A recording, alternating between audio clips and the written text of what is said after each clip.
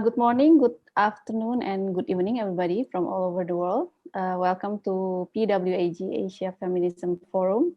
This is our second day or last day. We have our first forum last week on November 21st.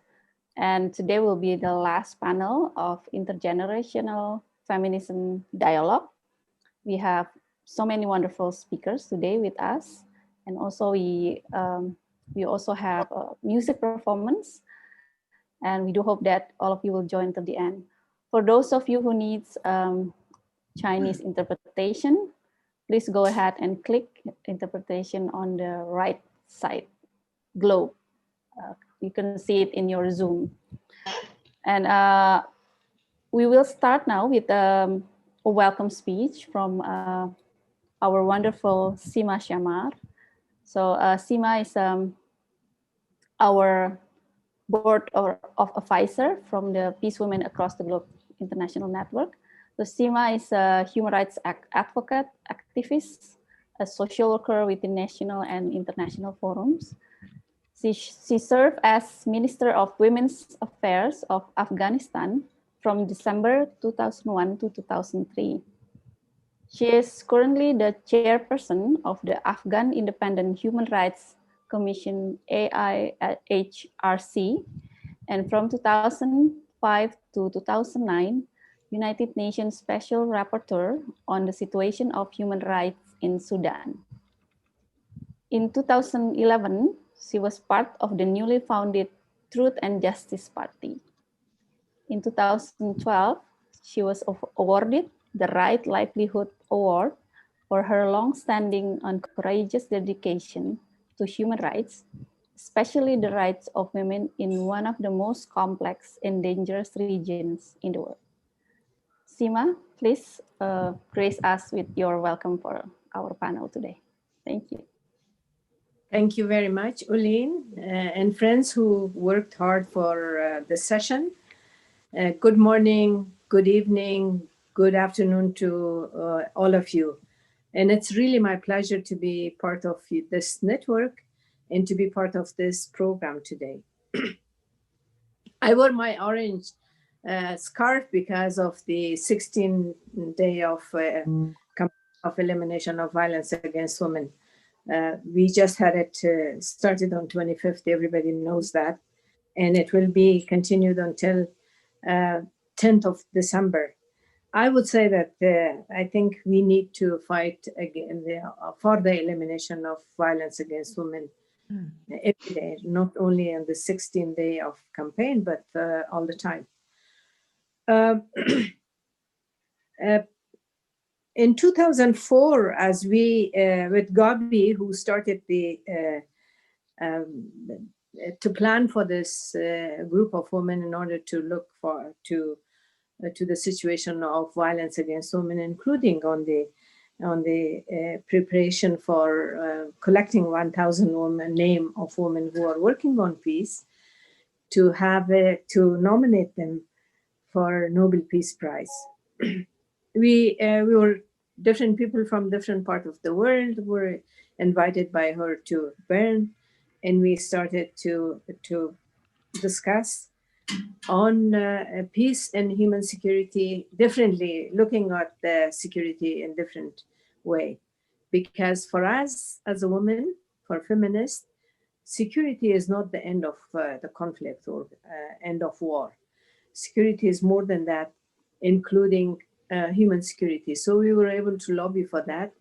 And our definition of, let's say, security had an impact on the overall situation around the globe. We do believe that if we do not have a human security, including women's security, personal security, if they have, for example, food for today and they should not be worried about the food for their children for tomorrow, that is a human security. If we have, if we do not have access to quality health services, which we put as an unsecure situation, we don't know if I get a heart attack tomorrow, where should I go?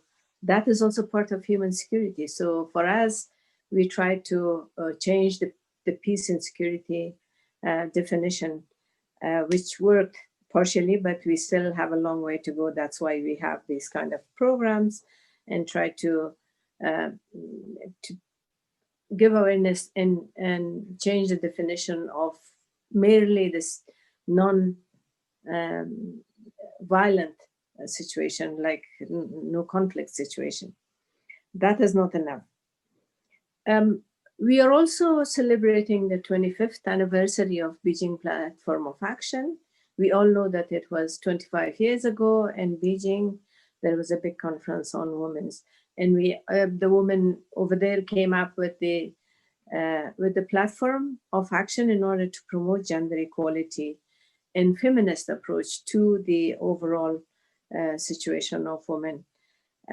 So that is also, unfortunately, because of the COVID this year, the countries or the states could not really present their report properly and the CSW. But I think that is also something that we can consider for promotion and protection of human rights or promotion of equality, gender equality around the world. As we all know that we also have 20th anniversary of the resolution 1325 by Security Council, which was done in 2000, and 20 years past, how much we achieved, how much that resolution became reality in the ground. In our case in Afghanistan, we were trying, a few women, we were trying to use 1325 in order to include women on the peace process in Afghanistan. Because we had, in 2010, we had a Loya Jirga, that is a Grand Assembly. A lot of men and women came in one place in order to discuss the issue of peace. And then they came up with some of the recommendations.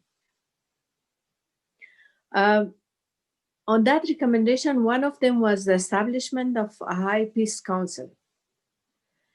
During that time, we were using the 1325, yet Afghanistan didn't have the action plan for 1325 to implement it in Afghanistan and make it reality.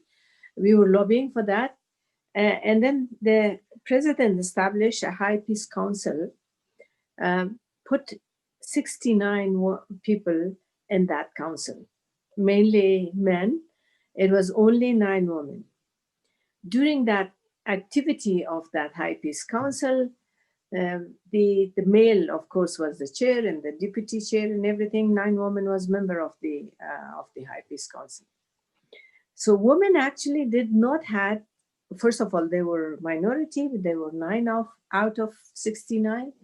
And then they were not given the platform or the right to be on the leadership and decision making. For example, when they traveled to Pakistan, they took only 2 women with them, and actually they had the discussion with the Pakistani authorities, but women were not involved. So they had their own meetings and discussion, but women were not involved. And some of the meeting, they were taken in order to be part of the photo opportunity and have women's face over there. They took them to Istanbul, also to Turkey, and they asked them to go and do shopping and enjoy Istanbul. And then they were the one who had a lot of their own discussion and meetings with the officials in Istanbul, because at that time in 2010, Turkey offered that they can have an office for the Taliban to be a kind of address to contact with them. And then, as you know, that it was also competition that who should have the office of Taliban in their country in order to have contact. And finally, in 2013, it was Qatar who was able to establish the office of Taliban in their capital, Doha, as it is still going on, and the current peace talk is there. So the role of women was not really very important and visible in that council. And we were lobbying for more information and involvement of women, including using the 1325 resolution for that. And finally, in 2010, again, the Finnish government came up and offered that they will help Afghanistan with the establishment of the action plan for 1325 in order to promote gender equality, in order to promote women's participation in the peace building and peace process in Afghanistan. And they start to choose the steering committee for action plan and also a working group for action plan. And they took some of our people, including the Deputy Minister of Defense and Deputy Minister of Interior, Minister of Women's Affairs, and also Deputy Minister from Ministry of Foreign Affairs, and to the Helsinki for training. It was 1 week training for them, and then the steering committee continued their work. Finally, we were able to have the action plan on 1325. That action plan was towards the end of the term of President Karzai. And finally in 2015, the current president, although he looked himself on the action plan and he changed some of the action plan, but finally in 2015, the action plan for 1325 was approved by the president and also by the cabinet. But I think the problem with the action plan is it's good to have an action plan. I think in Asia, Nepal was the first in order to have, in South Asia, to have an action plan on 1325. So we had the action plan launched, but for the action plan, there was no budget. How can you improve the situation and implement an action plan if there is not enough budget and not enough political support, of course? Political support is also cannot do much if there is not support for that program. So we lobbied for overall inclusion of women in the peace process and work on the feminist approach on this issue. So unfortunately, as you all know, Afghanistan is not a very friendly country for women and women's rights. Actually, the most violent and aggressive violation of human rights is committed by male usually, and unfortunately, most of the time by the state against women in Afghanistan. So we had all those discussions. Me being as a chairperson of the Afghanistan Independent Human Rights Commission, because during the launch of the action plan and also the first commitment of Afghan government with the ambassador of Finland, I raised the issue that in 10 years, from 2000 until 2010, we just began to make the action plan. I hope that the making the action plan and the implementation of the action plan will not take another 10 years. Unfortunately, that is the case. I mean, yes, we have some achievement, but it's not enough at all. So that is the case. And we all know also that Afghanistan is very much male-dominated society and very one of the worst places for women to live, because we are facing with 42 years of war in the country, in the conflict, in the violence that we have in Afghanistan. Naturally, women are sidelined.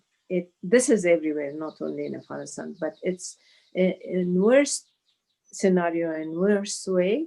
It's more in Afghanistan, because in Afghanistan, we have the patriarchy, the culture, which is culture and tradition, which is unwritten norms by men, and also the religion are used against women's rights in the country.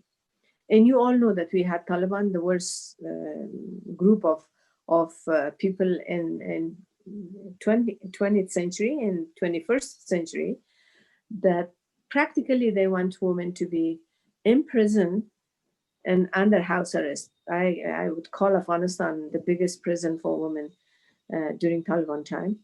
But we have a lot of achievement after the fall of the Taliban regime. But for example, we have equal rights in the constitution, first time in our history. And the word woman was included in the constitution. In the previous constitution, the people, they were saying the not practically the citizen of Afghanistan has equal rights, but then most of the other articles were referring to citizen as a man. So in 2004, when we were drafting the new constitution, it took a lot of effort in order to add the word woman in the constitution. So that's why we say that Afghanistan is a country which is not very friendly with the word woman, even, let alone on the practically having women. Yeah, I, as a medical doctor, and I was, unfortunately, I've been internally displaced personally because of the war, and also being refugee in Pakistan. So when I was a refugee in Pakistan, I went on 1984, end of 84 until 2001. So practically we had 6 million, almost 6 million refugees in Pakistan, but no program for women. All the program was for men.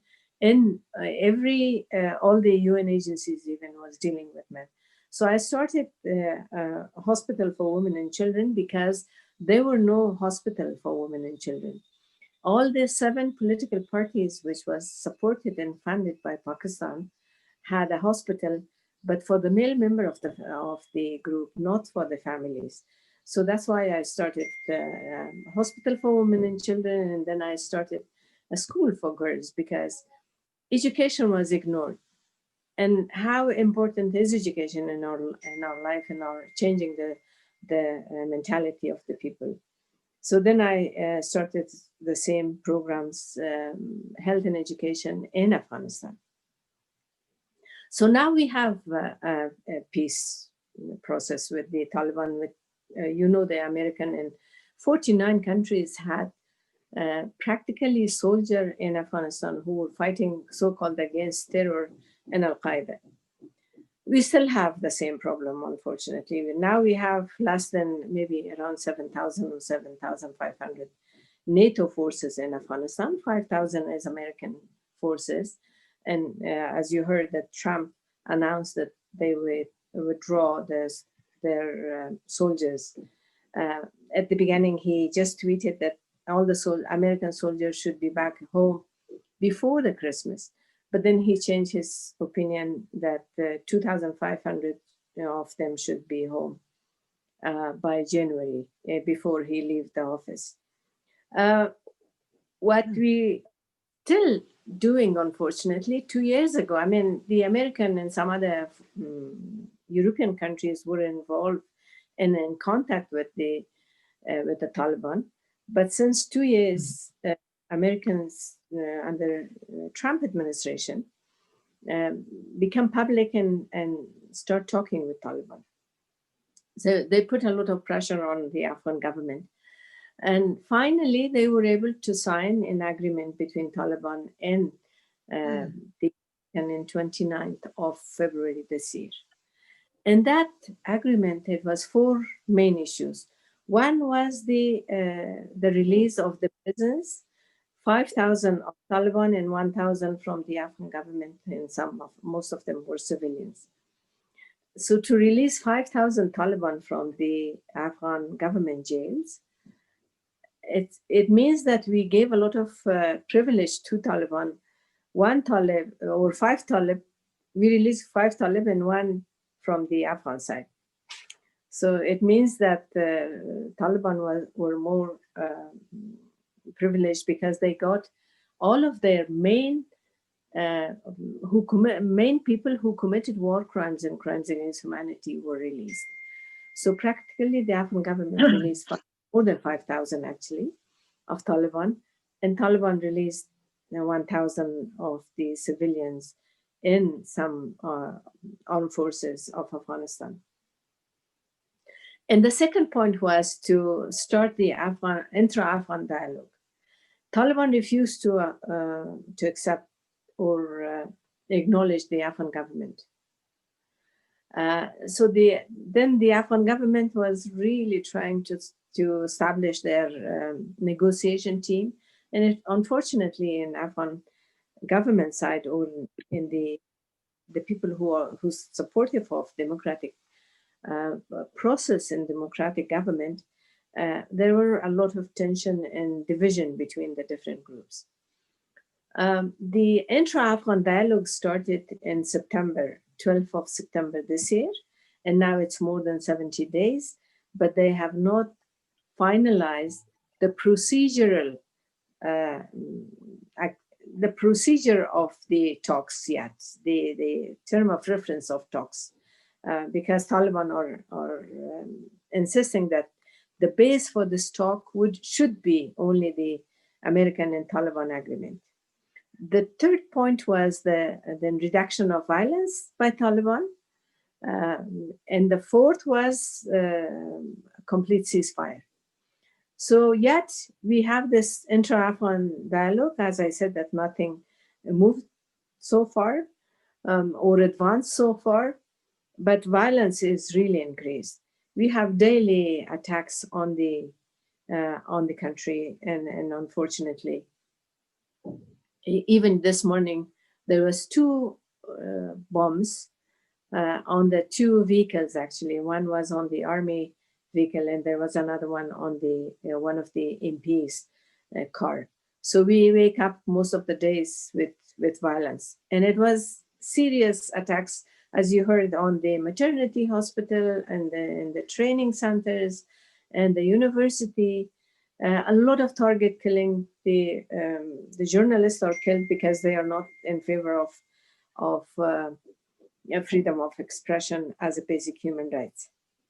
So what we, as a group of women, we do, I mean, we establish our network together, our voice for our future, and together we are stronger.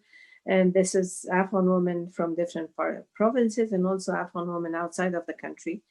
And we do our lobbying for inclusion of women and protection of women's rights so far what we have in the country. So what we want from both sides is, one, the peace process in peace negotiation should be inclusive. Inclusive means women should be a strong part of it because we are half of the population, and also the victims should be part of the peace negotiation, a victim of war, and the civil society. We insist because if it's more women and the negotiation team, if it's more people from the victim's family and more from civil society, it will be more pressure on Taliban, and Taliban will face the reality of current Afghanistan and today's Afghanistan. It is not that they have seen the Afghanistan before.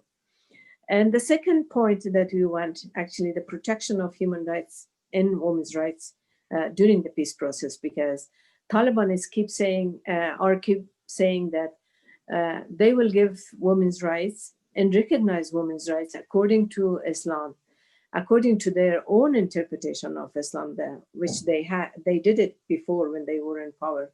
So practically everything was banned on women. And also, I think it should be a justice for victims, a mechanism.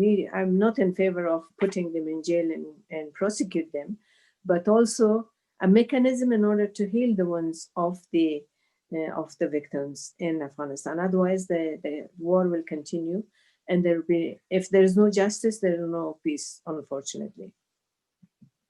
So that is something that we lobby for that.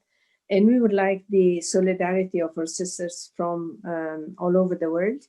And because I believe that if women are not free in Afghanistan, the others will suffer also, because I personally see during the war in Afghanistan how the fundamentalism grew from Afghanistan and reached to the other countries. Because when I was young, I haven't seen this kind of fundamentalistic interpretation of Islam in Afghanistan. So it is very difficult, different situation. The final word, the sentences that I would like to say that unfortunately we are in a very male-dominated world, not only countries, but in world.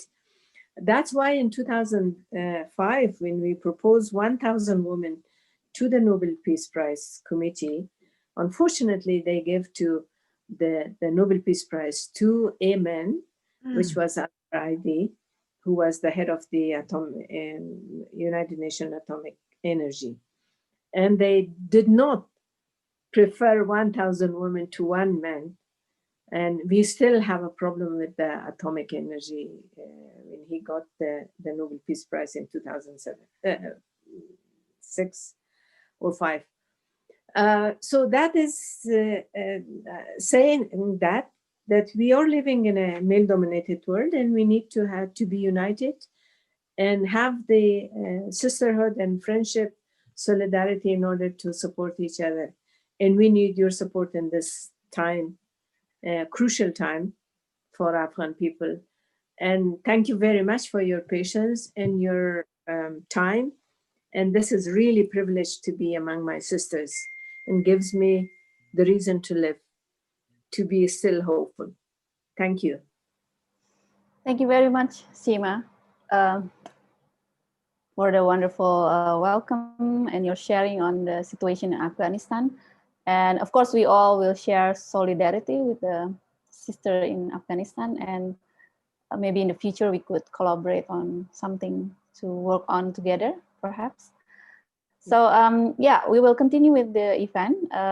We will have a blessing of music from our performer, Ahn Hae-Gyoung.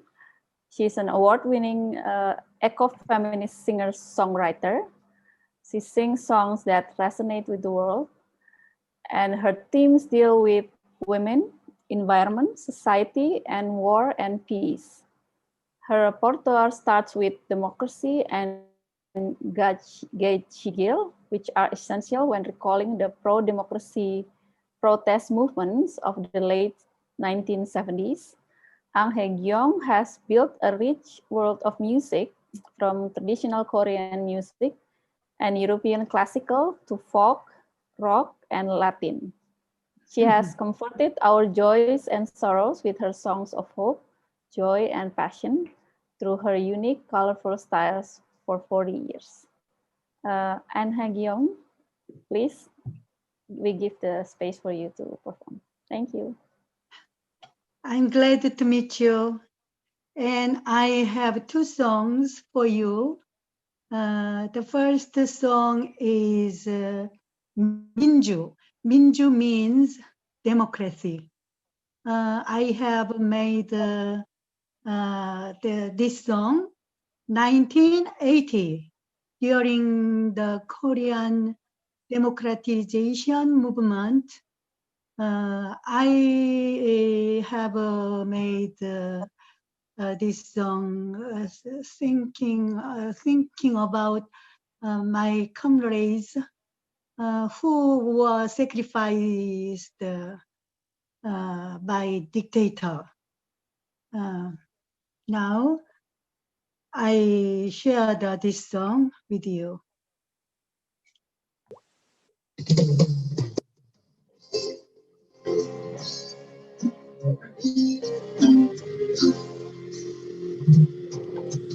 너는 햇살이었다.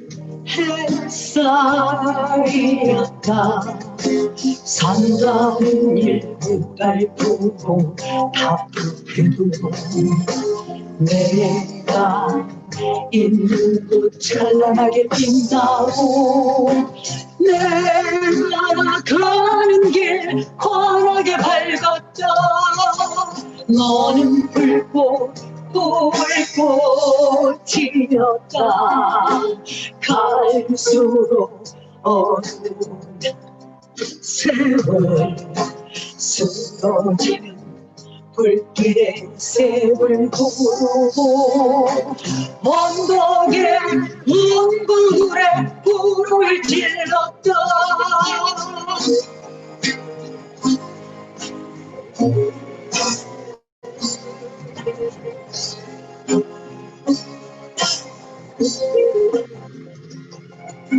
너는 바람이었다. 그것은 꽃바람이었다. 꽃바람 타고는 남성이었다. 어우성 속에 햇살 불꽃이었다. 너는 바람 불꽃 햇살 우리들 너는 삶에 있던 지금 스치는 불길의 샘을 보며 불꽃이다 바람이다 아우성이다. 불꽃이다 바람이다 아우성이다.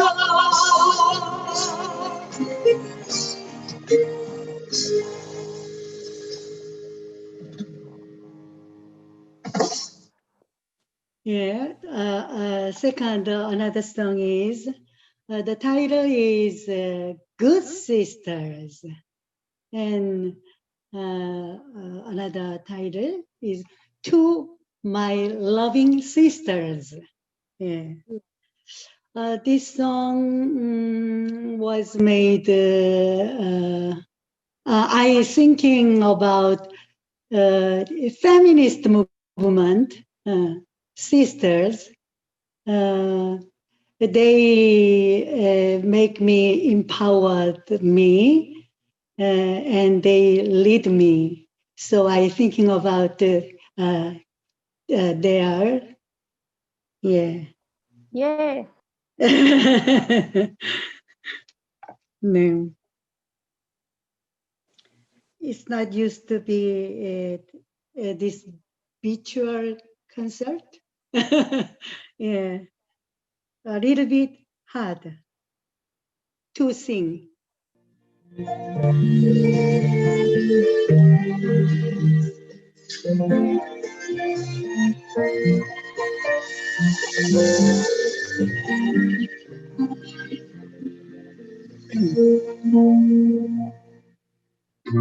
어둠 길라 홀로 두려울 때 다가와 길 밝혀준 언니들 있지. 험한 길라 홀로 힘겨울 때 다가와 손 내밀어 손 잡아준 언니들 있지. 때론 멀리 있어도 아주 가까이 있는 듯 언니의 따뜻한 정을 느낄 수 있지. 나 이제 언니를 생각하네. 벅찬 나의 마음 담아 그 이름 불러보네. 벅찬 나의 마음 담아 그 이름 불러보네. 윤배 갔던 언니, 언니 means the sister. 호수 갔던 언니, 언덕 갔던 언니, 조랑말 갔던 언니, 등불 갔던 언니, 샘물 갔던 언니,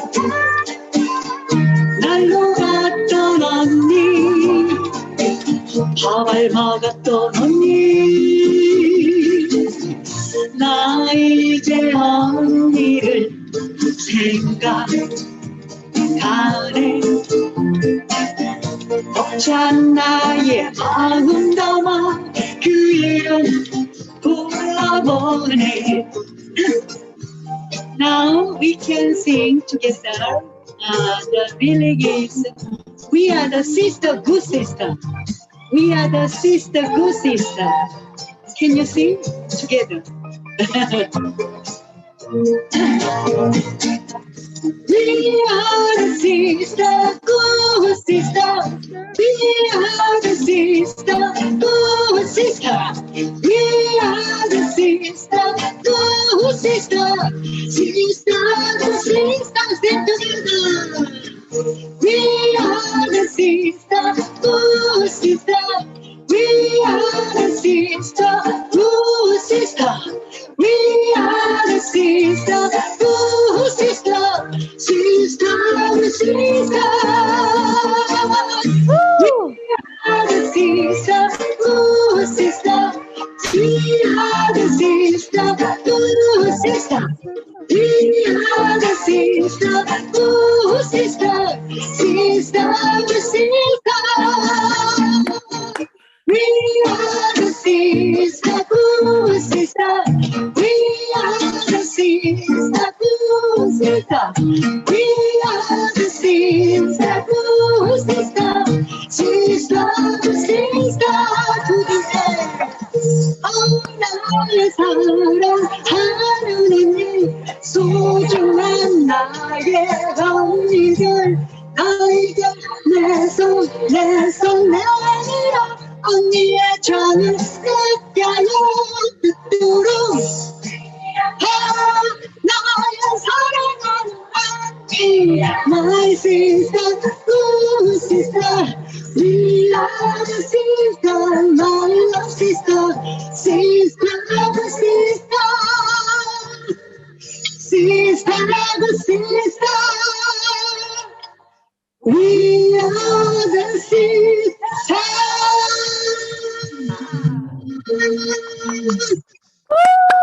Thank you so much.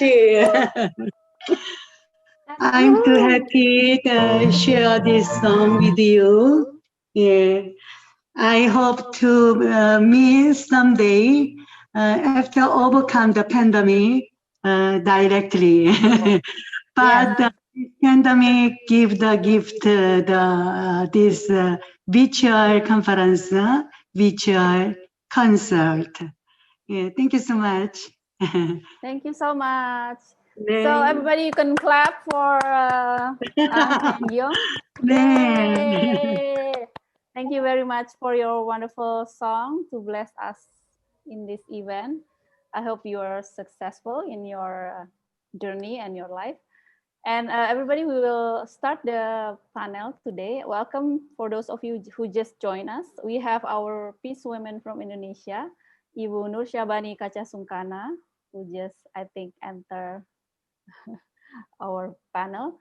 I will introduce you all to our moderator for today. So we have our lovely moderator, Shebana Alqaseer. I hope I didn't spell that name wrong. She is a graduate student of the Department of Women and Development of UP CSWCD.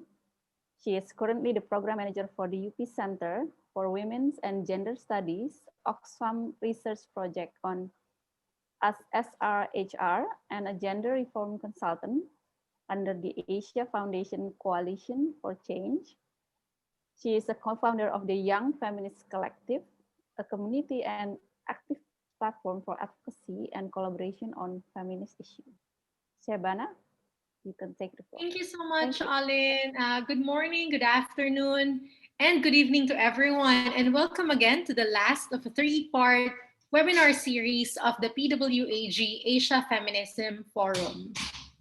Our discussion today is on intergenerational feminism. And as a young feminist myself, I am really excited to hear from our panel today. We hope that this discussion can be a space for learning, sharing, exchange, and collaboration among friends, feminists, and advocates.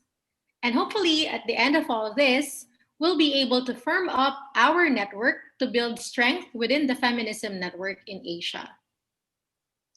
The objective of our discussion today is to reflect on the changes that we have a conversation within activists or with activists from different generations on issues related to feminism, on how to cope with democracy and political situation, with discussion on mental health issues and surviving in difficult times. In our conversation, we hope to understand the dynamics of the feminist movement in each country, in different countries, how feminism propel our activism, and how we can address issues of our time. Our speakers today will be sharing the lessons they've learned as a feminist over the years, the experiences of young feminists, especially within the feminist and democracy movements in their countries, and of course, what they learn from each other, from other generations. So let's begin with our first speaker for today, Miss Ankita Anand. Ankita is a journalist, writer, poet based in Delhi, writing in Hindi and English. She has been awarded the European Commission's Lorenzo Natali Media Prize, Statesman Award for Rural Reporting, Web Wonder Woman Award from the Ministry of Women and Child Development, Orange Flower Award for Creative Writing, SAMPAD, South Asian Arts Prize, Singapore Poetry Prize, Digital Empowerment Foundation's Social Media for Empowerment Award, Rex UN Karamveer Puraskar, and poetry prizes from the International Labour Organization and Arts Illustrated. She specializes in long-form reporting, rural, urban, and cross-border, with a focus on gender, labor, climate, environment, land, corruption, human rights, and indigenous communities. Currently, she is developing a guide and curriculum on collaborative investigations for Tactical Tech Collective, Germany, and co-producing an investigative podcast for iHeartMedia US. So everyone, let us welcome our first speaker. Hi, Ankita. Ankita. Hi, Shebana. Thank you. Thanks for the introduction. And thank you to both the presenters who came before me, because you really, like feminists do for each other, you really paved my path, because one of you presented with text and one of you used music as your form. And what I'm going to start with is kind of a midway between the two, which is a poem I wrote.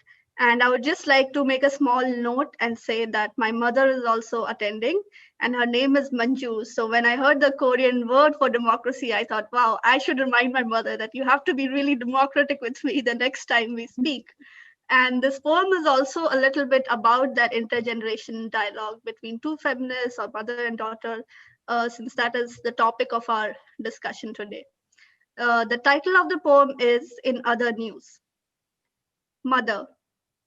As you anxiously flip through news channels in your closes at 8 p.m. town and pick up the phone to warn me against the garish red on screen that threatens to drown your generator-powered, dimly lit living room, as you insist that I do not realize how unsafe the big city is, and you get flustered inwardly once again about why I could not go for an executive MBA in Singapore like the others, where at least the nights are lit.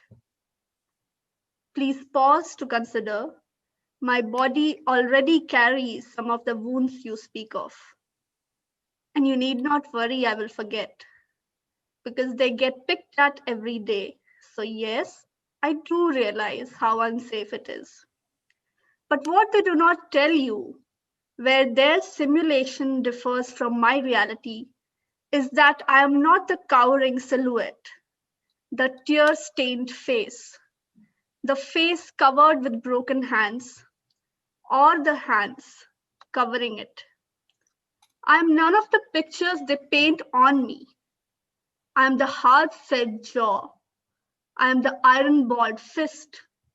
I am the unwavering gaze. I am the sharp back. I am the jutting out chin that they do not show you, because they work with scripted pieces. And these images change the entire narrative. So that's kind of an example of the difference in perspectives younger feminists often have with older women in the generation. And I think I've been very lucky because in my family, my mother was going out to work outside and concentrate on her career. So I was always very inspired. And when I was growing up, there was this kind of narrative that women should have a life beyond marriage, and that's not the be all and end all. You should aspire to do very well in your work. So that was the kind of thing I grew up with. But there was also some kind of limitation to the thought, because there was a right kind of feminism, a safe kind of feminism, which said that you should focus on your career but also get married, where it said that you should go out to work but also be back before it is dark. And that's the kind of narrative the younger generation pushes back against, the kind of limitations or the kind of correctness of feminism. And we saw that a lot in Me Too, when people were sharing their experiences of violation on social media.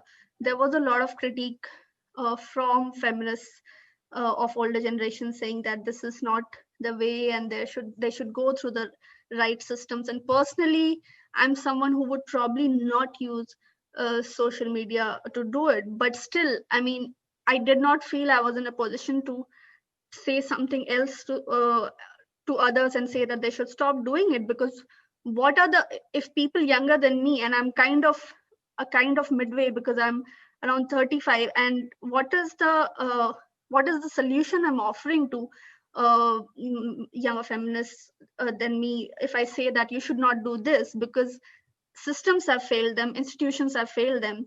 So if they are finding out their own ways and I do not have a better solution to offer them, then I felt like I should support them in whatever way I can, even if it's not something I would personally do or not do. That is irrelevant. And there was also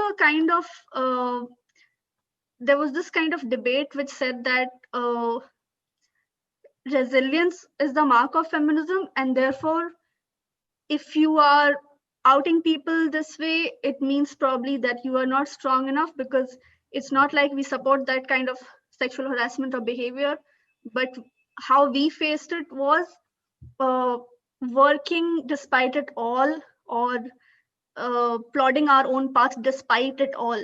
So we are so used to facing things, facing obstacles, facing hurdles, that sometimes we question, we forget to question that shouldn't we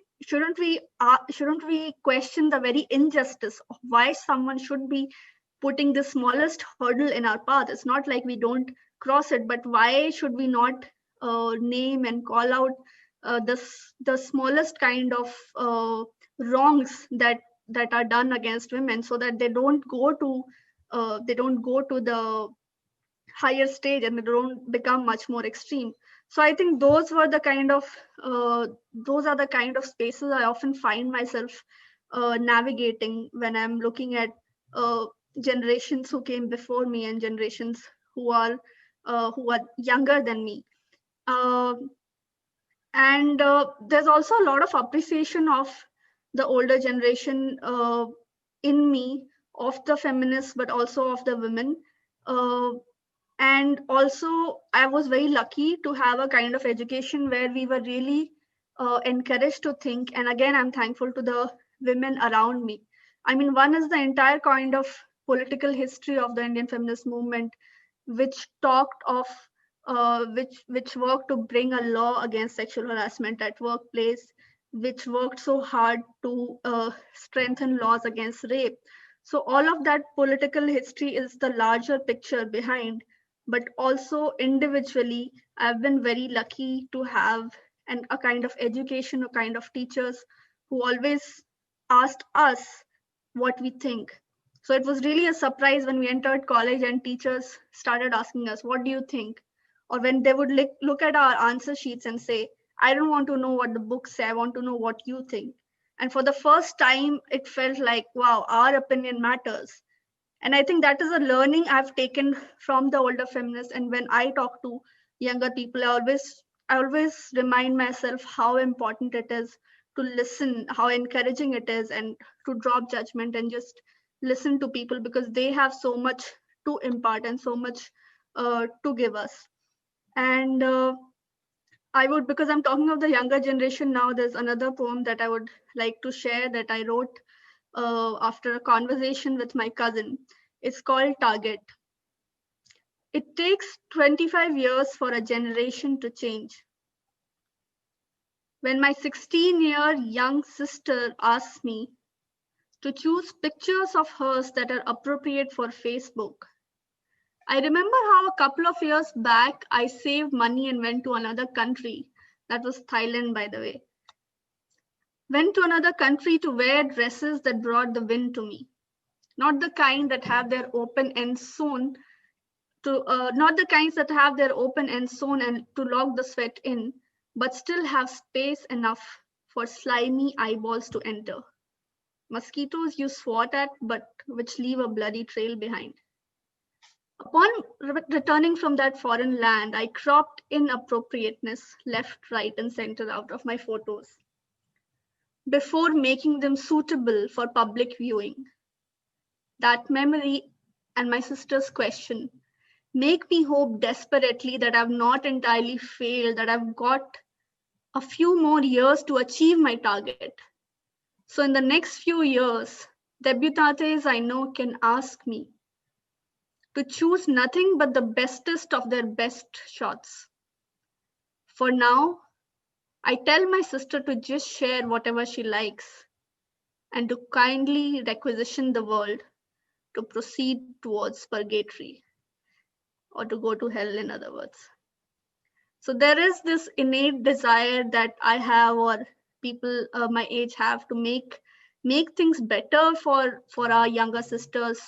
I mean, I have a niece who's 4 years old. I have younger cousins, and I feel like, oh my God, are we still going to give them trainings to fight against sexual harassment and how to fight child abuse or how to report it? Are we just, we are bringing these kids into the world, but are we really making the world a better place for them? So as a feminist, that is my one kind of resolution, to at least, when they look towards me, when they look towards us, I can at least give them some things that I did in my lifetime. And if it did not completely change the world, at least made one or two things better. And another thing I really appreciate in the younger generation is that they have a very clear sense of what they deserve. Their bullshit tolerance is very low.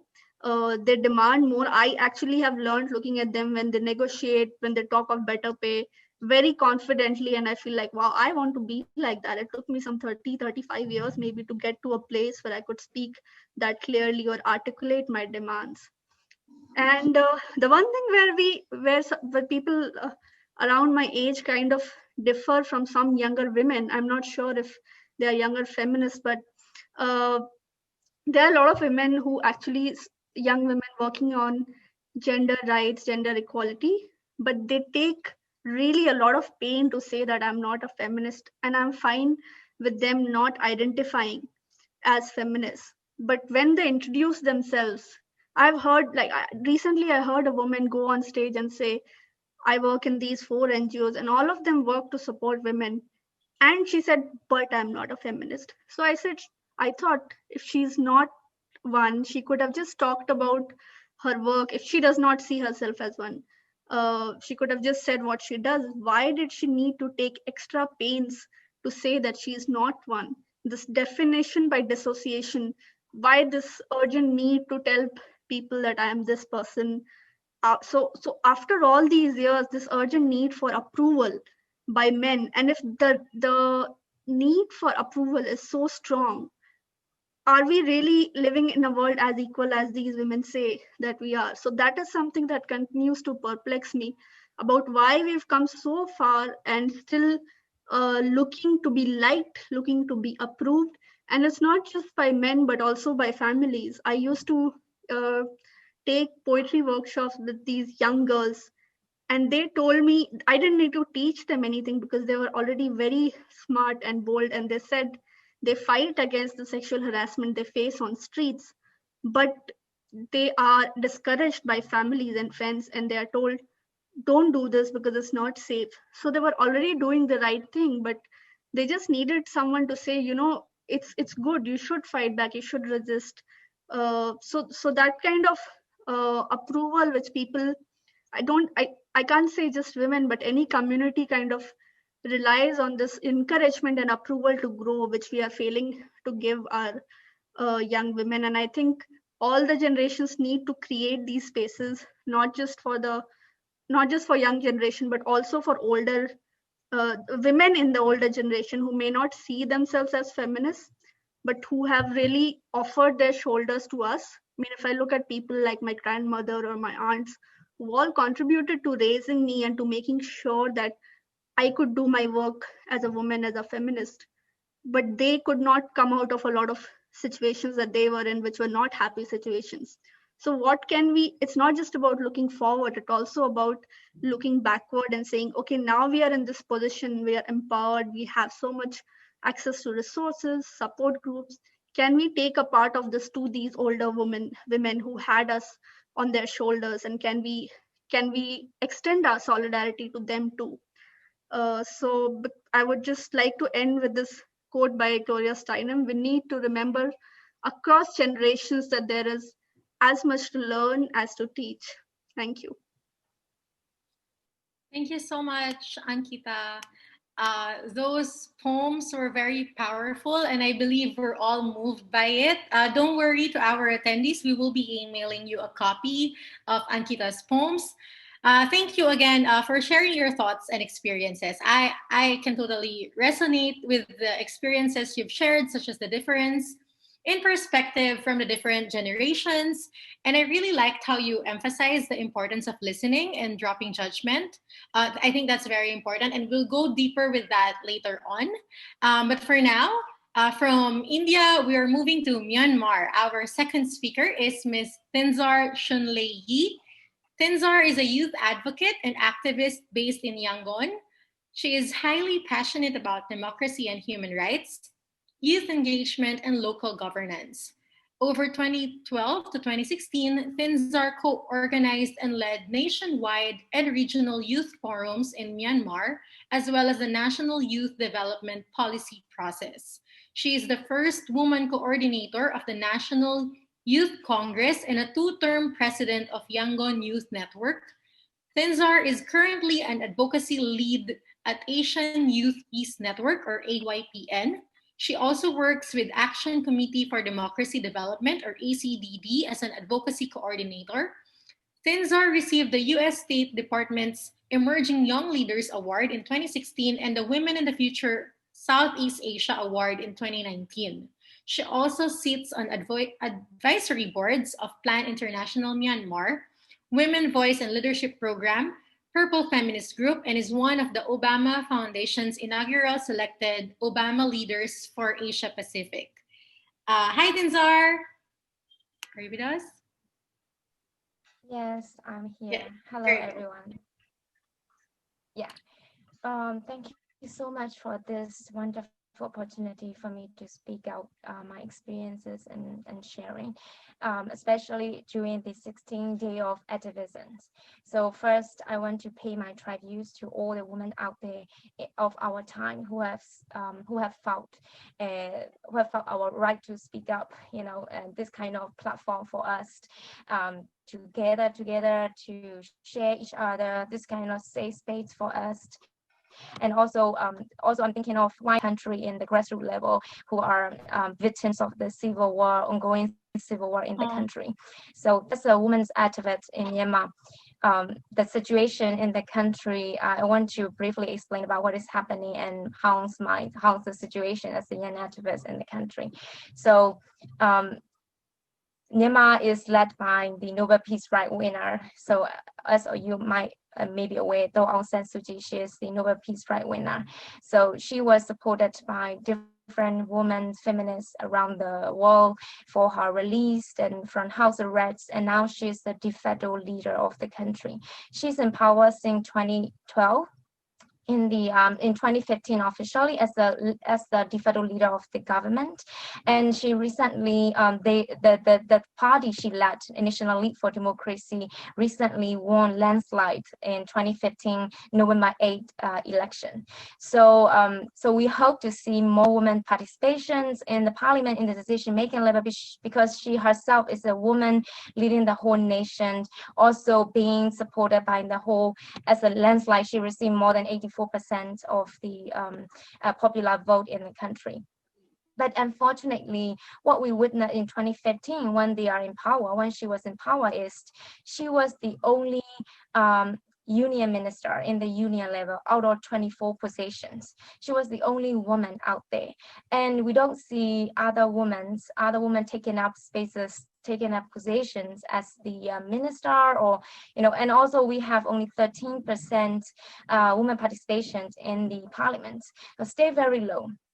At the same time, women are not recognized as the decision-making level, except Daw San Suu Kyi herself as an exception of all, because she that's the kind of situation that we've been seeing. Many women's groups been advocating her to include more women as a decision maker, because we are 51% of the whole population in the country, and still she feel like this is not needed. This kind of action not needed. She feel like if women are capable and qualified, then she would pick them as the right person. Now she's been surrounded by all men in her party, in her cabinet. So we are wondering what will happen in this new government now in 2020. So I feel like, are we repeating the reputations kind of thing? Because in Myanmar, we've been oppressed by the different structural and political system, and we are so deeply under the patriarchal, a bit patriarchal norms in the country due to religions and culture. So we feel like this is becoming a culture. Women are placed as second. Women were not given the chance to decide for themselves or for the country in the leadership position, especially in politics. Women are not in the, we can see there is no visibility at all. So when women themselves become in power, they tend to practice the same thing, and that's what we are worried at. In our generation, we are worried to break this kind of cycle. We need to break this kind of culture that we brought up in this system, become a part of that system. When we are in power, we become one of the the enabler of that system to keep going. So that's what we are aware as a young generation in my country. So in Myanmar, we are being, the women participation in the politics only 161. It's ranked 161 out of 191 according to IPU, and we are the second lowest country of the women participation in Southeast Asia country. So I really want to draw attention to all of you to also pressure, if you are working in an advocacy organization, to pressure government like us in Myanmar to include more women in the decision-making level. And as myself, as I was born in 1991, after 1990s, when I was become an activist, I look up to my old generations, and these senior women feminists, they are extraordinary for me, because they were once the leaders of the first ever army, student-led army. In 1988, when we had uprisings against the military dictatorship, they were the women fighters, soldiers, and then they learn about democracy, human rights, and they give up the violence, and they become non-violence warrior, and now they are advocating for all inclusion in the democratic and the participatory. So, and recently, one of the leaders, someone who I look up, she apologized me. She apologized me that she was so teary, and she apologized that she said, I'm sorry for your next generation, because you still are fighting the same thing that we were fighting in the last 20 years. And you are also victims of the system we were fighting against. So she was so sorry, and she said something like that. That was so emotional for me, because I also wonder myself if I have to apologize to my next generation, because we've been fighting a lot, but still a lot of things are still the same. Many things have improved, but still the main concept of human rights, become hypocritic, especially in my country. For example, when we have a Rohingya crisis in 2017, the Rohingya were excluded. The Rohingya were largely discriminated, and there are a lot of hate speech flowing in. Not just from general public who have no critical thinking, no education, but also coming out from the government itself, coming out from the educated people, coming out from the same pro-democracy people. So there were exceptions in human rights. They will fight for their own right. But in terms of Rohingya rights, in terms of minorities' right or Muslim women's right, they are exception. They won't agree that. They won't talk about it. So that we tend to see the hypocrisy is at large in the country. Even women's activists, women leaders, they may talk about women suffering of the ethnic minority, but they may not mention anything about Rohingya, who are not ethnic, who are not officially recognized ethnic.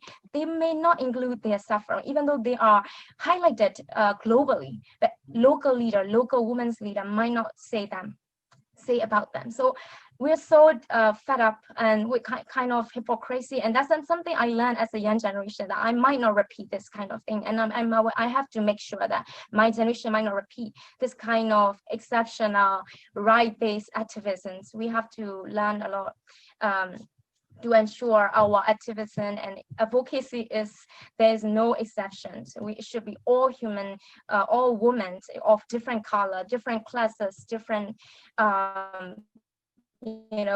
different religions, ethnicities.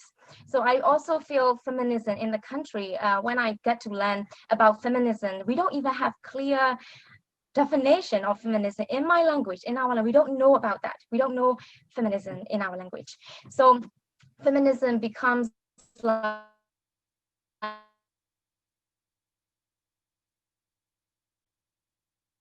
a luxury kind of thing, even though there were a lot of feminism become isolated as a luxury language. About that, and I felt like also there were exclusion, that the solidarity, when we talk about women's solidarity, movement solidarity, there were exclusions. It would be more about women in the urban area, women who knows about feminism, and they tend to exclude women in the grassroots level, village leader, women's village leader, because they don't know about feminism. They were excluded. So I feel like there is a need to need to link up between the generations, between the status, between classes. So so this kind of panel I really welcome. I really enjoy even looking at the name Intergenerational Dialogue of Feminism Activism. I really enjoy it. I think we should do something in our own country, each other, like regular kind of intergenerational dialogue among women activists, human rights activists. So I organized different panel for young people in the country called Under 30 Dialogue. It's a TV program. So I include women voices. We managed to secure 60% of women participation in my panel. So we included young women who are under 30 from different different sectors, different classes, village, everyone have an equal chance to come and participate and share. So this is one of the things that we can do that to ensure our next generation will have an equal platform for all of us. Now I've been seeing many student union in the country or youth-led organization in the country. I tend to see, only a few women are the leaders in the country, and there were no leader at all in the student unions. And I can become concerned because we can look at what is happening with our youth group right now, and we can foresee what will be our situation of our feminism movement in next 20 years. So I think it's really important to look at and to analyze what is happening with the youth movement right now in our own countries. And sure, if women are participating in those areas equally, just like other men, So I see there is a gap right now in the country, in my country. So I'm trying to raise that point, and in that sense, I want to draw attention of the UN Peace and Security Resolution set by the UN Security Council Resolution 2250, 2419, 2535. Just like women, peace and security, we the young people, they advocated successfully 5 years ago about these UN peace and security. We also look at these resolution. Are they including feminism perspective towards, you know, and when we talk about security and peace, are they including young women voices, adolescent women voices? And so that's something that I think we can learn from the Women, Peace and Security Resolution, and then we can ensure we localize these UN Peace and Security Resolution in our each of our country. So so that's for now. I think it's really important. I want to highlight sisterhood is really important. I really enjoy listening songs and poems, and you know, I feel safe being with you all. Also, I think it's really important we create those kind of safe spaces, not just for ourselves, but also for those people across classes, across sectors, across generations. And also, it's important to ensure we focus our young generation. What are they doing right now, so that we can ensure our next 20 years. Thank you so much for this opportunity. Thank you so much, Thinzar. I noted what you said about how some women leaders, how some women become empowered. However, they apply the same patriarchal values and ideologies, and that young generations are aware of this. And we indeed try to break this kind of cycle, because we should not become enablers, and that we should pressure government to include more women in the decision-making level.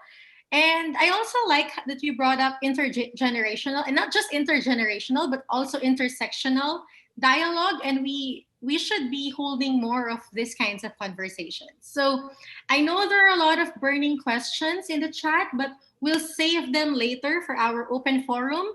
You can either send them through chat or send through the Q&A button below. And for now, let's introduce our third speaker.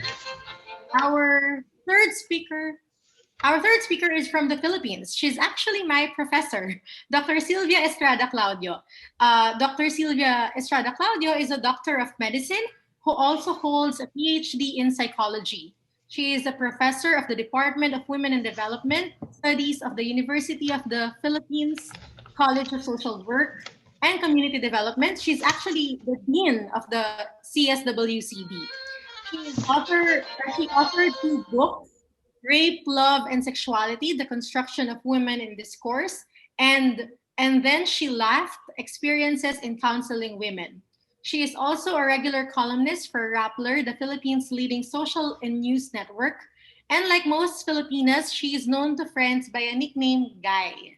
Guy considers herself an activist and academic because she has spent most of her life working in social movements. She is co-founder and now chair of the board of directors of Likhaan, an organization working with grassroots women on issues of reproductive and sexual health and rights. She is one of the conveners of Every Woman, a coalition of women's organizations in the Philippines. At the international level, she has served as the vice president of the Asian Association of Women's Studies, vice chair of ISIS International, and the chair of the board of the Women's Global Network for Reproductive Rights. Take it away, Ma'am Guy. Thank you. I prepared 4 slides as well, so I hope we can start. It's not important if it can't be put on. So in a paper I delivered the other year at our convention for our Women's Studies Association of the Philippines, I propose that we identify 4 generations in the Philippines. And there is a general consensus that the contemporary women's movement began in the Philippines from the nationalist and anti-dictatorship ferment of the decades of the 60s and 70s, and that this provenance was not only ideological, but was also organizational, as women began to establish women's spaces and organizations within various formations, which were even then divided along ideological lines. It didn't take long, however, for women's groups to be established that belonged to no particular left grouping. Part of this momentum was because women in the various left formations felt that their issues were ignored, set aside, or worse, downgraded. Particular issues such as violence against women and homophobia in left organizations and the left's continuing assertion that the women's struggle was to be subsumed under class struggle caused women to form autonomous and independent organizations. This is the second generation. Next slide, please. So the second generation joined the pioneers who left socialist and communist movements to establish autonomous women's organizations. Let me illustrate only one small twig of the increasingly sophisticated network of autonomous women's groups at this stage. Coming from discussions in two feminist conferences in 1988, Sisterhood is Global Dialogues, and the 1990 International Women's Health Movement, the first lesbian organization in the Philippines, called the Lesbian Collective, was established in 1993. Interestingly, the first major action of TLC, the Lesbian Collective, was to insist to their older feminist sisters from the Nationalist Democratic Movement that they were going to speak at the March 8, 1993 Women's Day rally. TLC members participated under a collectively designed lesbian banner. A TLC statement was read during the rally, despite the initial reluctance of the march's organizers to accommodate further changes in the program of activities. So I would then propose that those women who joined the breakaway pioneers and enriched the movement with a different set of issues and analysis might constitute a second generation of contemporary Philippine feminists. As Sun Woo notes of the Philippine women's movement in 2012, she says, quote, "It was at this juncture that younger feminists put forward the need to politicize the personal, positioning their activism in a way that was both critical about the patriarchy of social movements and yet autonomous from the social movements. Consequently, feminism became, quote, a new brand of politics, unquote, a new form of social movement throughout the 1990s, unquote. As a result of the establishment of an autonomous women's movement, there was also a re-evaluation of the relationship to the Philippine state. Hence, another area of activism emerged, an active engagement with the government, not to help the government, but to fight for laws, policies, institutions, and programs. And therefore, we have a third wave, next slide please, of feminists in the 1990s, until today actually, who have been waged and are waging battles for women-centered laws on rape, the reproductive health law, and until now, the non-discrimination against LGBT plus peoples. I now turn to the fourth generation, the so-called millennials. Three different trends of feminist discourses became prominent in the early 21st century. First, there was the coming to fruition of a concept of multiple oppressions and intersectionality of those oppressions. From its inception, the movement would be concerned with an increasing number of systems of oppression and therefore sites of struggles. So older feminists know that that many times there was this accusation that feminism could be class blind or elitist, but there were also issues that were brought to it by the environmental movement, the movement of indigenous peoples, the LGBT plus movement, the youth, the elderly, persons with disability, and so on. Second, trend at this time, there was an increasing sophistication of our analysis and resistance to neoliberal globalization. And third, the enlargement of our understanding of gender as a social organizing principle that creates sexualities and identities. These three seemingly separate streams address the questions of a millennial generation facing economic uncertainties and hardships, while at the same time questioning what it meant to be human and woman in an increasingly atomized postmodern world. I bring up the schema of generations. Thank you, and that's the last slide there. I bring up the schema of generations to call attention to the difficulties of construing intergenerational differences merely as one between older feminists and younger ones. I do not wish to obscure the fact that the young in society are disempowered, but then so are older women. However, more importantly, I look at generations that brings in both the chronological age of participants as well as the political and historical context in which we came to feminism can also be a useful frame by which we can succeed in establishing cross-generational solidarity. I, for example, have been involved in all the concerns of the four generations of Philippine feminism, and I know of millennials who are also fighting the attempt of the Marcos family to return to power. I end here with one final thought. Being now a senior citizen and having been an anti-dictatorship activist during the time of Ferdinand Marcos, I really don't mind being called one of the mothers of today's younger feminists. If you look at the slide, the last part says if you were part of the 1960s and 70s or the first generation, you were born somewhere in 1947. Why did I choose that date? Because I was 13 years old when I first became an activist. But I wasn't born in 1947. But I'm looking at that time span, and I think the last part, if you will look at it, actually shows that it's not just when you were born that you can date your feminism, but also when you entered the movement. Because I have some 65-year-old friends who are only now beginning to call themselves feminists. So I suppose they belong with the millennials, you know? Anyway, I don't mind being called one of the mothers of the younger feminists.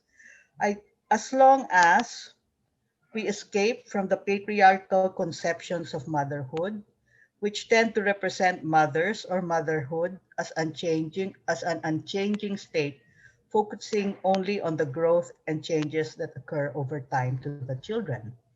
That is not true of the contemporary women's movement in the Philippines that has experienced dramatic changes since it began in the 1960s.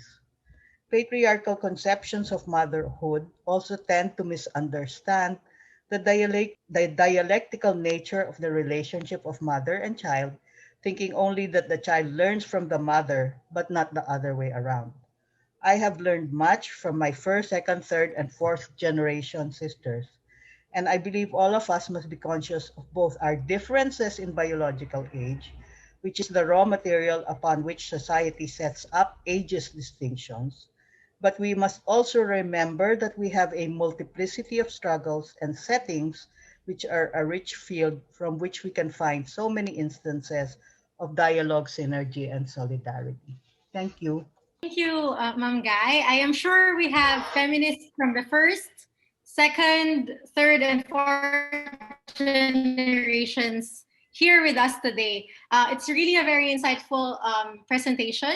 And I personally had so many realizations. The gap and differences among feminists are not only because of the biological age difference, but the multiplicity of struggles, context, and settings. I understand that we have to acknowledge this and make use of these differences and the political context. And actually, I can attest to this because of our intergenerational sisterhood in our organization, where dialogue, synergy, and solidarity happen even across generations.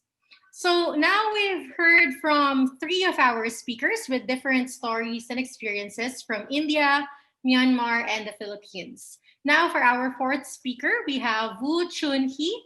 Choon Hee is a PhD student of sociology at the University of Massachusetts, Amherst, doing fieldwork in Cambodia and South Korea. Her major substantive interests are gender, agriculture, and migration in Asia. She is based in Seoul. Let us all welcome Choon Hee Woo. Choon Hee prepared a presentation on the youth movement in Korea. Hi, Choon Hee. Hi. All right. Hi, my name is Choon Hee Woo, and I'm from South Korea. And then I prepare some presentations. So I will explain what's going on in South Korea as a younger generation feminist. So the title is "We Are Not Flowers, We Are a Fire."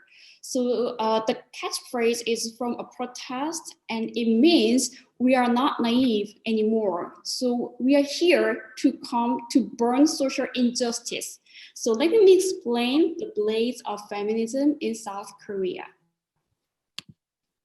Okay, let me explain some cases like what's going on in South Korea. The first one is Gangnam Station murder that happened in 2016. A 34-year-old man stabbed a 3-year-old woman to death inside a gender-neutral washroom at a karaoke bar, which is located in South Korea, in Seoul. So the man waited inside the washroom and allowing several men to enter and exit before the women came in, and then he stabbed the woman. And after that, he said, "I did it because women have always ignored me." So after that, young women started getting angry with the crime because women could be next target. So then women get together in order to remember the victim and raise their voices. So we started the hashtag movement survived on the social media, and then they posted like the rest of us survived only because we were just lucky, which means we could be our next target. So let me show some posts on the Gangnam Station. So lots of young women went to the Gangnam Station and post it and what they want to say. So this case sparked the survived social media movement, and then women started sharing their stories of violence they have been experienced every day, and then they talk about how unsafe they felt in South Korea simply by a woman. So they put some flowers in front of the Gangnam Station and post everywhere. And you can see that the postings. So let me move to the. And the second case is about spy cam crimes in 2018. So there is another series of a protest at Hae-Hwa Station, which is also located in Seoul. So there is an increase in hidden camera crimes. The hidden camera were installed in public space, like public toilet and washroom and restroom, and recorded women's body in toilet. And then the video were posted online, like porno website, to make money. So women got angry with the case, the crime, and then over 20,000 women dressed in red and rallying against spy camera crimes, because the Korean government had biased investigations into hidden camera incidents.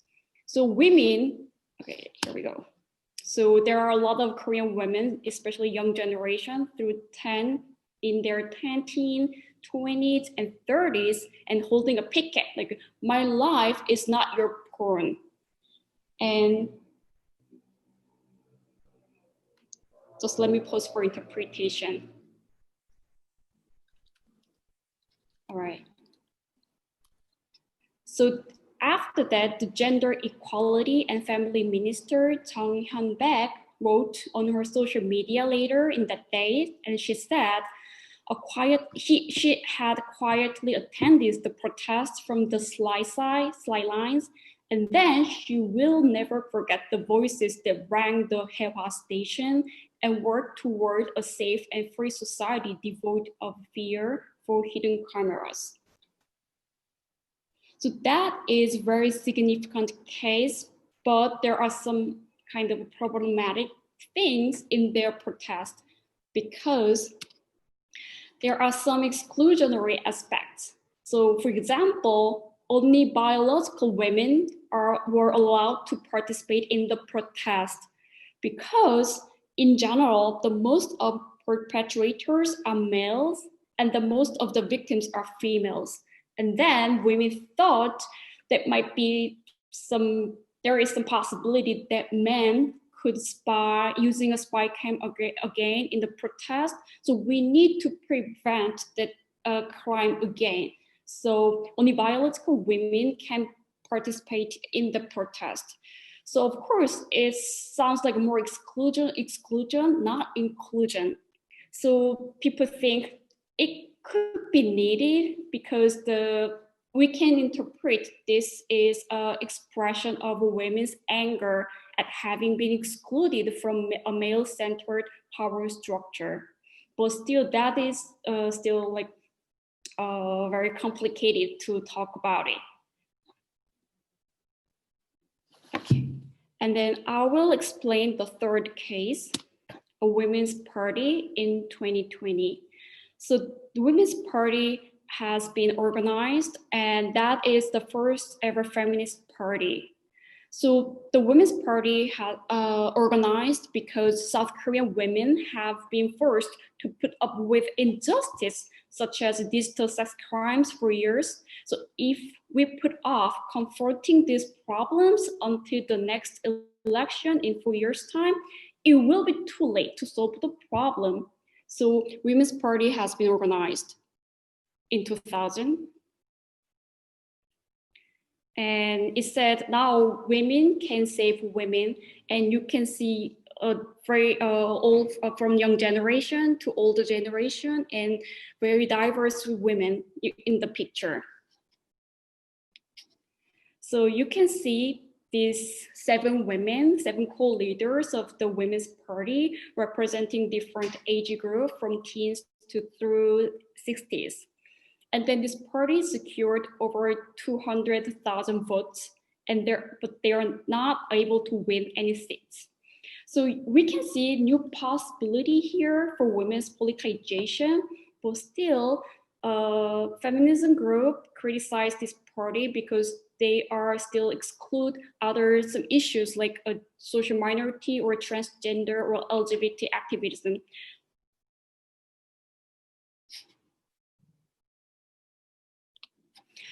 Yeah, I'd like to talk about the Silent Massacre in 2020. So that is a documentary title, which is released very recently.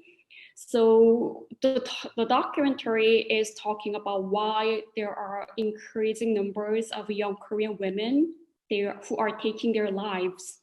So instead, statistically, women in their 20s represented a larger proportion of all suicide attempts at like more than 30 points. So the experts explain that this phenomenon, that employment crisis for female workers in their 20s. So South Korean society still has been silenced about the unemployment among young people, especially women. So they keep themselves, and then that is a silent massacre.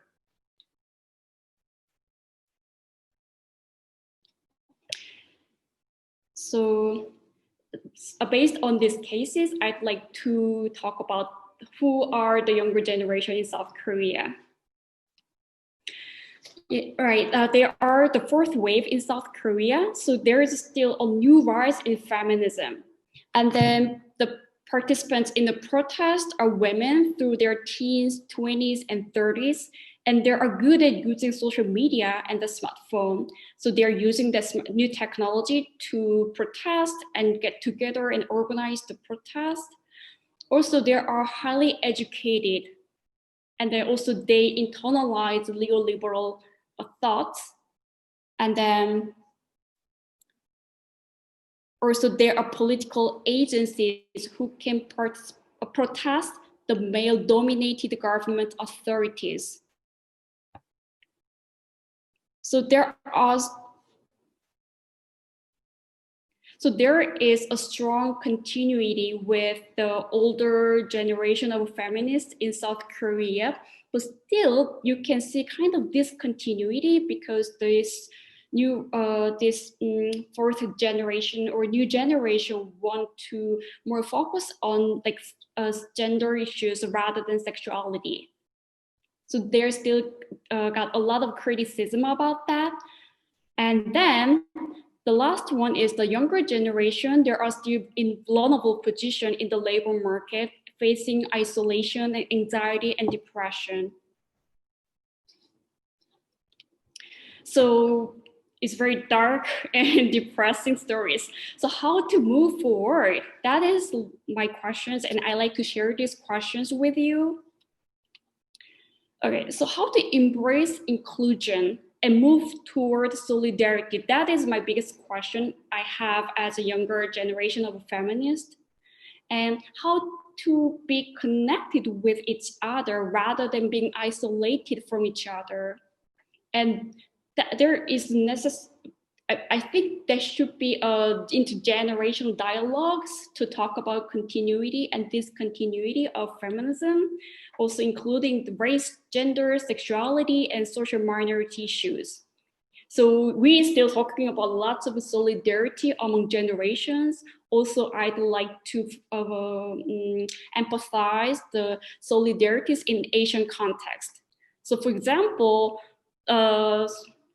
South Korean feminism, they made Asia Association of Women's Studies to talk about Asian issues through the Asian women's perspectives. So thank you. Oh, thank you so much for my listening to my presentation, and thank you so much for the interpreters who make us connected and communicate to each other. Thank you. Thank you so much, Choon Hee, for your presentation. I'm actually very inspired and motivated by your creative protest actions in Korea with the hashtag feminisms, new forms of protest, and feminist party. But it's also important to note the gap and exclusionary aspects you've mentioned, because that's a space that we can work on and improve, especially in terms of our multiple identities and intersectionalities. I actually personally can relate to the burnout feeling and anxiety experienced by young people. A lot of the young feminists in the Philippines are experiencing this, especially during the pandemic. Before we proceed with the Q&A, actually, Choon Hee ended her presentation with a question. You might also have ideas, comments, thoughts on this. How do we become connected with each other and embrace inclusion? If you have thoughts, comments, ideas based on any of the presentations and questions, please feel free to post your questions and comments through the Q&A button below. We have time for some questions from our participants, and I'm sure you have a lot of questions, so just send us your questions. Okay, we have a question from Kinchi Lau. We have a question in the chat before from Anne-Marie. Okay, so Anne-Marie asks for Thinzar, have you ever discussed the possibility of youth parliament with half women and men or a woman public forum? So that's the first. And the second from Professor Kinchi, my question is to all the panelists. You may have touched on this, but could you highlight in your country, what do you see as some significant differences between different generations of feminists in terms of their concern, perspectives, ways of organization, or vision for the future? So thank you for the suggestion. Youth Parliament, that's what we've been thinking as well as the youth movement. And now we are focusing to have a youth ministries in the country. We requested that to the State Councillor, Daw San Suu Kyi, And she said, we don't need that right now. We are downsizing the ministries from 35 to 24. Then she neglected our request, and now we are making another demand this year to have a separate youth ministry first. Maybe next is to have a youth parliament. But I don't think they would agree with this kind of ideology, and think it would be like maybe civil society, young people will organize themselves to have a shadow youth parliament. That's something possible.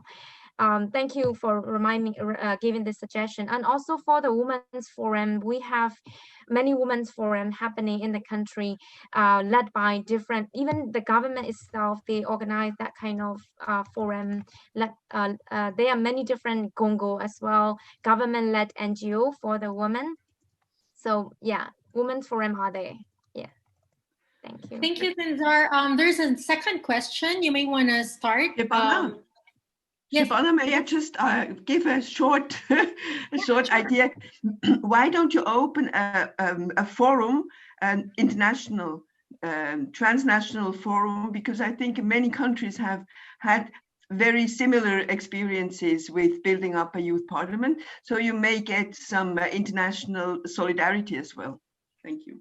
Oh, thank you. That's a great idea. Thank you so much. Yeah, I would think about that. Yeah. Thank you, Anne-Marie and Thinzar. Okay, for the rest of the speakers, the question on the difference between the significant differences between different generations of feminists in terms of their concerns, perspectives, ways of organizations, or visions for the future. So apart from that, I would definitely not want to make a sweeping statement about how all older feminists are the same or same for the younger ones. But if I have to spot some differences here and there, I would say the older, the one point of difference comes when the older generation talks more of a reformist perspective, and the younger ones wants to do something that is more disruptive. And I think the reason for that is if, like they say, every child carries the wounds of a mother.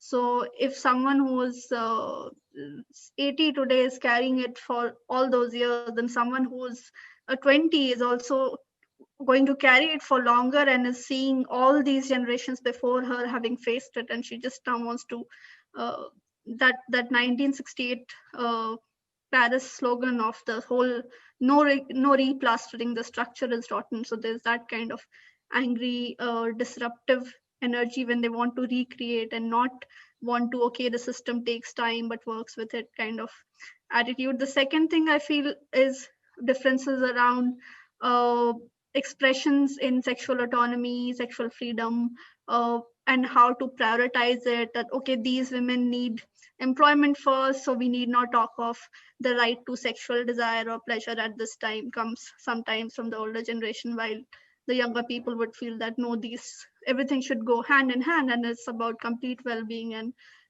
reclaiming all your rights together. And we can't keep waiting for one thing to happen first, because it may take very long. So those are the quick couple of points that came to mind. Thank you, Ankita, for sharing.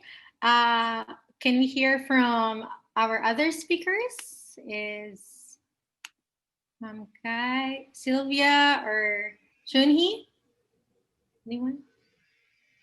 Shall I go ahead? Yes, go ahead.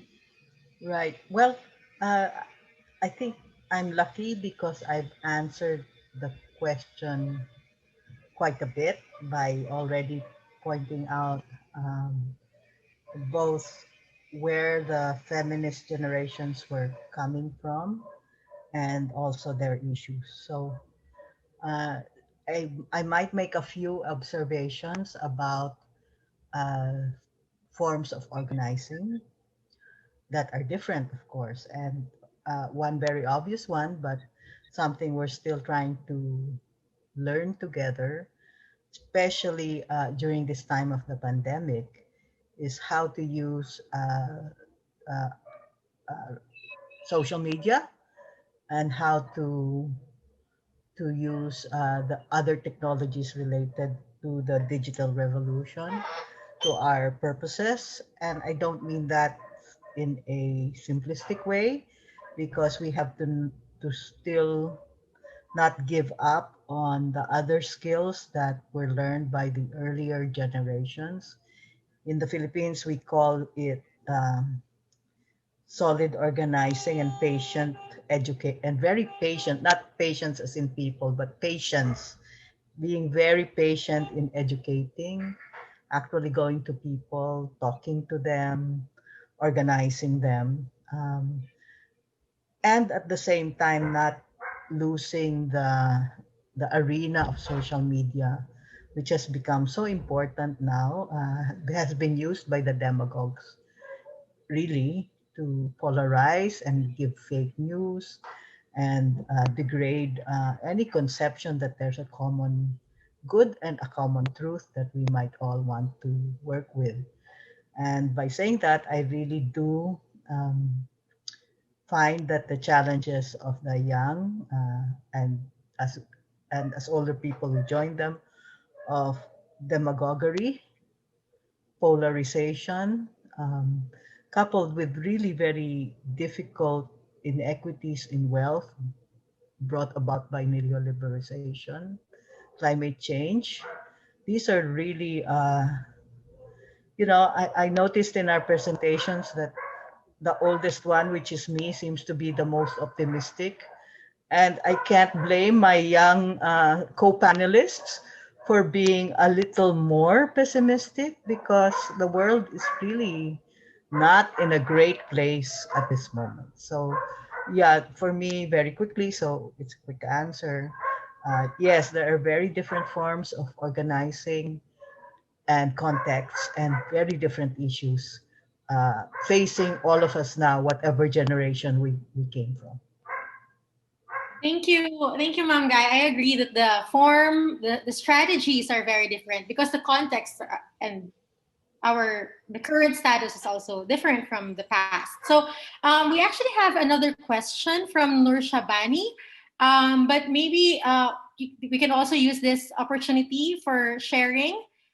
Nur Shabani, before you ask your question, may you also turn on your audio and video if you want, so that you could also share your experiences in the feminist movement in Indonesia. Yes, everybody knows Nur Syabani Kaca Sungkana is our peace woman from the PWAG Indonesia. And she is one of the founder of many feminist movement in Indonesia. So she could share a bit maybe. Mbak Nur Syabani, boleh share sedikit ya, silakan. Okay, thank you for this opportunity. Yeah, my background of my question is really based on our experience in Indonesia, especially on the two last presidential election. Yeah, we are divided really very deeply among our human rights activists and women's rights activists, and until now still could not be united. Yeah, it is because the women movement, some of them support their own president's candidate, and as a person, not based on their platform. So that's why I said the feminist platform and intersectionality is very important. So we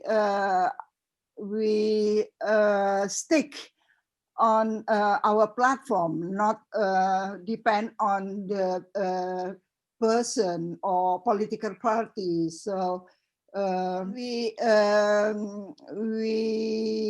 not carried away by the political party platform, yeah, and so that's why I said that solidarity is not enough, but we have to build affinity politics based on our own feminist platform.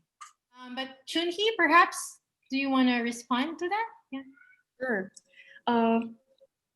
Thank you, Nurse Shabani. I agree with you. We need to more like apply inclusion and intersectionality to strengthen our feminist movement. And of course, that is not enough just saying like solidarity is important. So I keep thinking how to open spaces for to participate in, all generation could participate in together and talk about some kind of conflict or some problematics or intergenerational conflicts among like in between like younger and older generation of feminists. And also the Sylvia explained like the younger generation has more, I would say, diverse issues, for example, like climate change, or younger generation has more like focus on diverse identities, or they have like diverse background. So I think that is diversity and inclusion and intersectionality is key term for younger generation. And I think that's I have. So if you have any question, could you please let us know? Yeah, unfortunately, we don't have that kind of experience, yes, splitting between young generation and old generation. It seemed to me that young generation more focus on sexual politics, bodily integrity, and so that's why they support our struggle to have anti-sexual violence law for almost 10 years now in the parliament, still not succeeded. And Olin can explain better, because Olin involved very much in the millennial or so-called young generation movement, but also in the old generation feminist movement. So because our struggle is based on same value and the same struggle then, not divided in old or young generation.